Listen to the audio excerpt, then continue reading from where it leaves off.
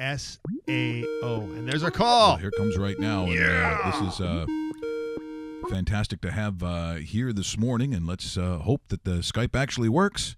And I believe I am talking to Rory. Are you there? I'm here. Rory, Karpf, thanks so much for joining rawmike.richards.com as we're speaking live here. We were just going through your resume, your bio, which is unbelievable. I mean, I just think of the, that body of work. And as it so happens, here with David Bastel, who is one of the biggest wrestling fans that I've known, the fact that you got to this point where I guess you can pretty much pick and choose the kind of project you want to do. So, Ric Flair, how does that come across your table? How does this work for you? Well, I don't get to pick any project I want, but I am a huge wrestling fan, and Rick appeared in a film I did called I Hate Christian Laettner, just in one interview bite, and I picked Rick to be in that to kind of represent what makes a good villain.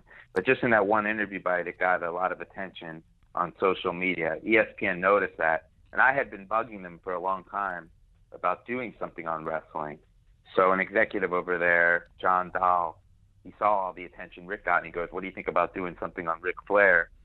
And I practically jumped off my roof and was like, "Yeah, I'm ready. Let's do it." So, and luckily Rick is a really big sports fan and fan of 30 for 30, and was really honored to do something.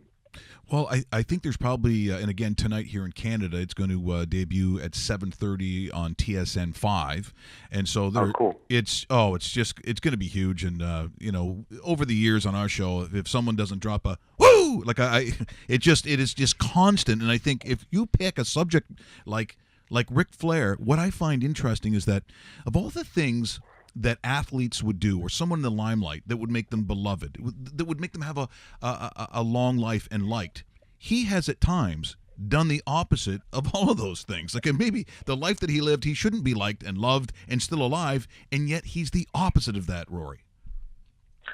It's true. Some people just have that quality where it's like no matter what they do, they're like a kid with their hand in the cookie jar. It's like you can't get that mad at them.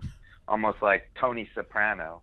I mean, he did horrible things on television every week, but you kind of rooted for him in a way. I think Rick, has that quality without, he didn't murder people like Tony Soprano, but he definitely had some less than admirable qualities in his personal life.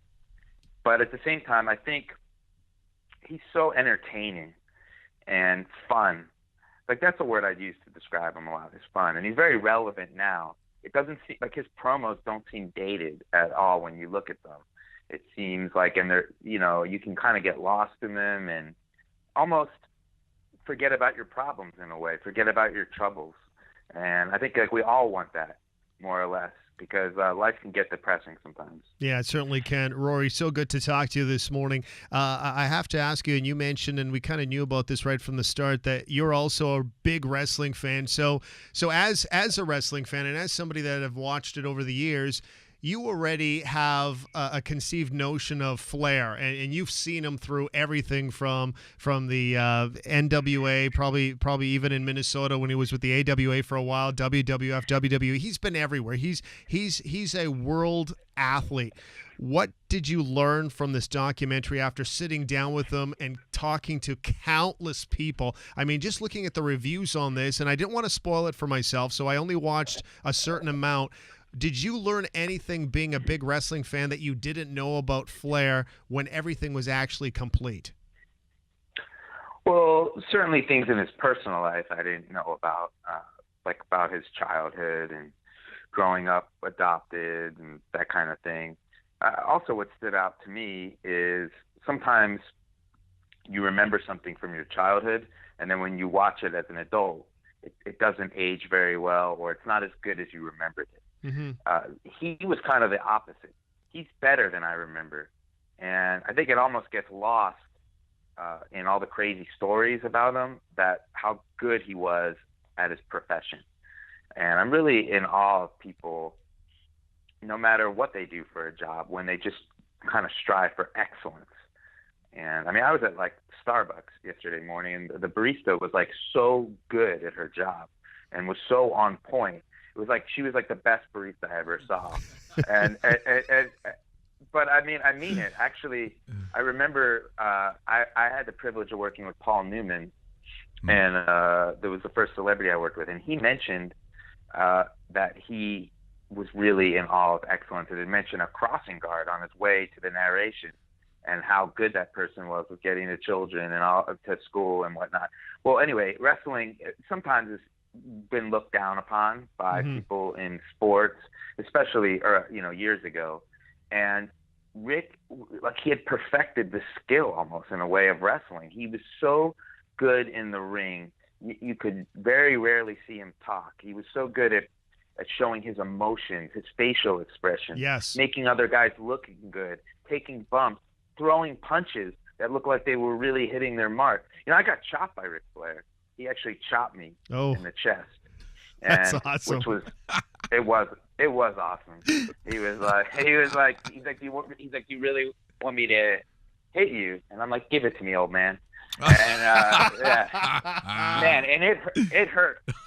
But anyway, he was incredible at his craft. Yeah. That's what struck me, and hopefully that comes through in the film. Oh, I can't wait. Now, let me ask you this. Let's rewind about 3-4 weeks ago, 5 weeks ago. Flair is in hospital. He's on life support for 10 days. He's losing 43 pounds. The world is waiting for what might be the worst social media post about a possible death to the legendary wrestler, the legendary entertainer. It doesn't happen. He kicks out of it, which is brilliant and total Flair-like. What's going through your mind, Rory, when this has happened and you're like, oh man, we got this debut coming up in early November, and this is what's happened. The guy's fighting for his life, and the world's kind of standing still waiting. Yeah, it was in August, actually. When it all went down. Well, first and foremost, I was just concerned about him and his family. His daughter and his fiance were keeping me kind of like in the loop, but it wasn't looking good at all. No, and it was looking like he was going to pass away. So we were discussing about what to do with the film if he passed away and how we'd address that. But he pulled through, and I went and visited him in September, and he actually mentioned that the film was like a big motivation for him to pull through, which was shocking to me. Yeah. And he actually said that at the premiere. So he's doing better now, much better. I mean, he was all over ESPN on Tuesday promoting it, and he can't travel right now, but he's walking, he's talking, his mind is sound, he's sober for the first time ever. So, I mean, these are all good things. We're in conversation with Rory Karpf, filmmaker. Nature Boy is the documentary. You'll see it tonight on TSN 5 as we're talking to him here on rawmike.richards.com. And it is a real fraternity when you start looking at, these wrestlers and the life that they live and this real traveling circus. And I know because I lived out in Calgary for 6.5 years and spent a lot of time with Bret Hart and all those and the Hart family and just what they go through. And so sometimes I just wonder, if you're doing a film like this, did it take you a while to sort of maybe break down some of those barriers because you were someone from the outside looking in, or did he have none of that? You can't resist my charms. They're impossible to resist. Well, I think you'll see in the film that the wrestlers are about as open as you'll see them. We interviewed Shawn Michaels at his house, and the first hour we interviewed him, it was kind of like a surface type interview. He was talking kind of like, oh, Rick, he's a crazy guy, and one of those guys you kind of just shake your head at, but love him anyway. And I could tell he was kind of going through the motions. Mm-hmm. And I try to dig deeper, and I said to him, I go, look, man, I see you here with your kids. His one son came and interrupted the interview to tell him something, and he kissed him goodbye, which I found nice. His son was in middle school or high school or something, and I could tell they had a nice relationship. If I mentioned that to him, and I go, I don't understand how you Rick, and then you see him choose wrestling over his kids. And Shawn Michaels kind of just put his head down and said, so you really want to get into it, huh? Mm-hmm. And I'm like, yeah, I want to know. I mean, you're his friend. And then he kind of opened up more. So I try to dig a little deeper, and hopefully people see that my intentions are genuine. I just want the truth or something as real as possible. And sometimes you have to make people uncomfortable. But I think in the film, you'll see people like The Undertaker out of character, Triple H, Hulk Hogan, in a way that fans haven't seen these personalities before. Well, that maybe is the real challenge of this, because I think sometimes when you put something out there, when you put your art out there, and you wonder, do people then come away from the film or the documentary with an opinion to them, what they thought themselves? Is it good or is it bad? How does it reflect upon your character? And the reason I bring that up is, you see, did you see The Founder with Michael Keaton? And so I come into the theater and think, that guy was a lousy prick. That guy was the devil. There's nothing good about that, and the Mayor McCheese and all what I thought it was, and baseball teams, and I came out of there and thought, geez, I'm not so sure how I feel about that. When you're making something like this, is it something as the filmmaker you're thinking, okay, because I can edit, because I can take things within the context that I see, I can probably change opinion of this one way or the other? Is that something that's cognizant as you're doing this, or are you just letting it flow one way or the other? Sure. I mean, first and foremost, I'm a storyteller. I'm not a journalist. But I try to be balanced. And like with that movie you mentioned, The Founder, yeah, I could see how you could feel all those things, but you could also look at a guy who never stopped trying, mm-hmm. who had incredible persistence and drive. And a lot of times things are kind of shades in gray. Sometimes they're black and white, for sure. But a lot of times it kind of falls in the middle. Human beings are like that. Human beings are very fallible. And, a total jerk to someone is also somebody's father, husband, brother, somebody that they love. So I try to think about that. And Rick, he's done things that I personally do find a little deplorable. But that's me. Mm-hmm. But at the same time, he's been incredibly entertaining, and I can kind of look at both sides of that. And I just try to present it and then let people kind of put their own points of view out there. Like on Twitter, certain people were like, oh my God, this guy's a misogynist. He's bad. Other people are like, he's the greatest of all time. Yeah. Thank you for honoring him. It's the same movie. Two people get two different takeaways from it, which I think is good. Hopefully it makes people think, which is what I would like. Yeah, that's we can't wait, Rory. We really can't. I have to ask you this. Just reading some of the reviews, you talked to countless amount of people. Like, you guys went through the wall putting this together. Why no Vince McMahon on this document? He participated in a film about the XFL right around the same time, so he declined. And I think he just doesn't do many interviews, and decided, hey, look, I'm going all in on this XFL documentary for a filmmaker named Charlie Ebersol. Yes. And he just said, we had Stephanie and Triple H participate. So I don't think it was like a personal slight, just time management.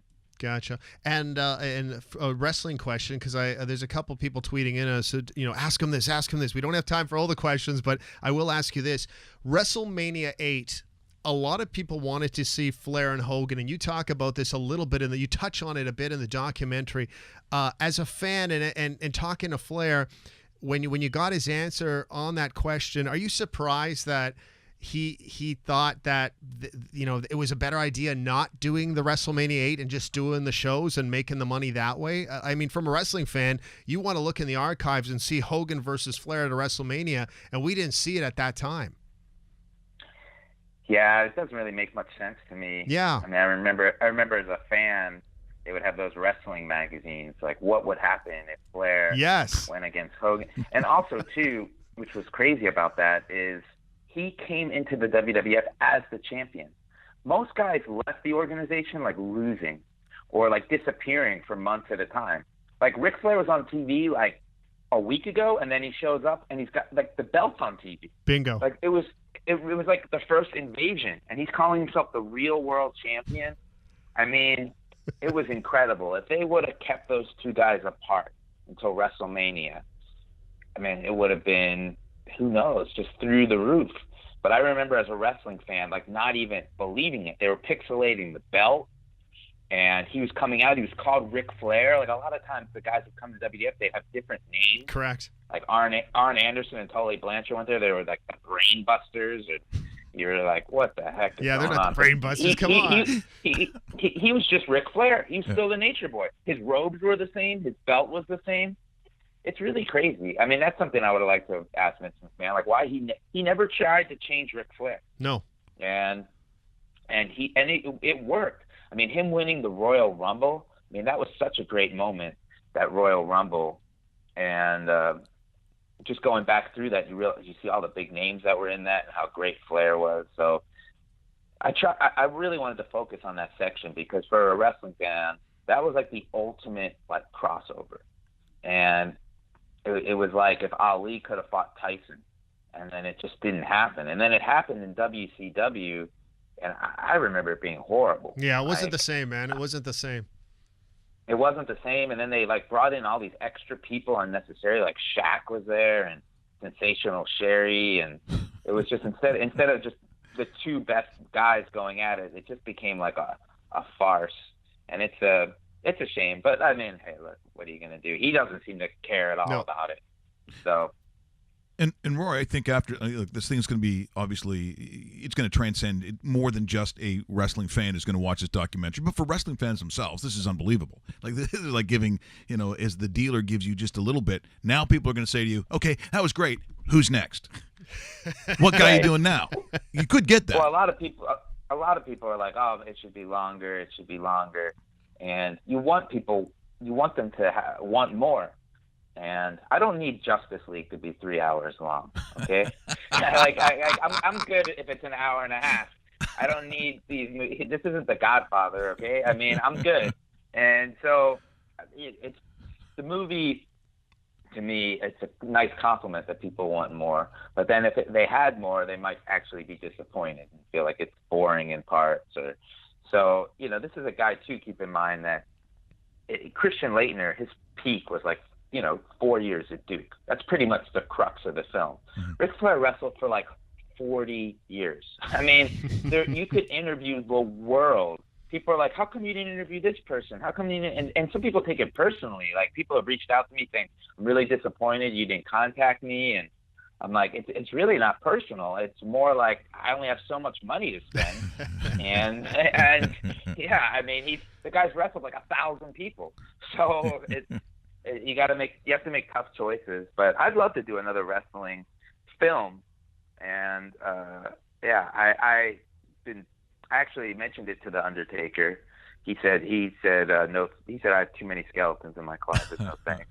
But Interesting. And I'd love to do something on Hulk Hogan. Yeah. So, because those would be the two bigger names that need something like this. Like I'm trying to think of like anybody that compares to Flair at the level. It would be the Undertaker. It would be Hulk Hogan, and after that, I think there's a drop off. Even though there are significant wrestlers throughout time, but those are kind of like the Mount Rushmore, aren't they? Yeah, and I mean, I think Ric Flair, though, is the fact that he's relevant and athletes like him so much and rappers, he kind of transcends his profession, which I know that's what 30 for 30, that's what they like. And when something kind of comes together completely different, completely unique, and it'd be great. I'd love to do something on The Undertaker. He's such in this day and age, like I sent out a tweet that like he brewed coffee for the crew and was really nice, and it like started like trending that I was like ruining. I didn't mean to, like it dawned on me like I was like kind of hurting. Like I didn't mean to like hurt his character or reputation by saying he's nice, but like he's incredibly nice. I mean, I saw him at the premiere and he's taking pictures with my kids, and my son's like, "Yo, Undertaker, what's up?" And Undertaker's like, "Yo, what's up?" And I mean, he's just a warm, friendly guy. I know he'll probably be mad. Why are you saying this? But I find that really interesting when somebody can be very different than their character, and also shows how skillful he is at playing a character. Well, you mentioned something, and I know Dave and I both agree, and we've been in sports radio probably for the better part of 30 years, and I can easily say, without any real bias, that the guys who are the most professional, the most interesting, the most polite, and really the most humble are all the guys in the wrestling world. They are the best guys by far to work with, 100%. Yeah, and also, too, I found that sometimes the biggest celebrities, are also the biggest pros, the most professional, the ones that have done it. I have problems sometimes with people that really haven't done it very long, who think they're maybe way bigger than they actually are. But like the people like Tom Cruise or Snoop Dogg, Vin Diesel, they're like extremely professional. That's what I found, and nice too. Yeah. They come to do a job and they want to do a good job. And like you mentioned, the wrestlers, at the very least, they have an incredible work ethic. Like hockey players. Yeah, I mean, hockey they're good too. players Yeah, are also the same way. Yeah, because they have that work ethic and they put in the time and the effort. So I agree with you. Rory, thank you so much for the time today. We look forward to it once again tonight at 7:30 Eastern, right? Yep, 7:30 Eastern, TSN 5. This is the document of documents. This is the 30 for 30, and I've watched basically all of them. This is the gold standard that I'm waiting for tonight, and I can't thank you enough for your time, Rory. You've been an awesome guest, and trust me, we've had a lot of massive guests on this show, and I've been looking forward to this for a while. Well, thanks for having me on. I appreciate it. Thanks, Rory, and best of luck. We'll talk to you again soon sometime. All right, take care, guys. That is, once again, here this morning, the director, Rory Karpf. If you look up what he has done, it's, as I said, it's just remarkable. What? Did we just become best friends? Yep.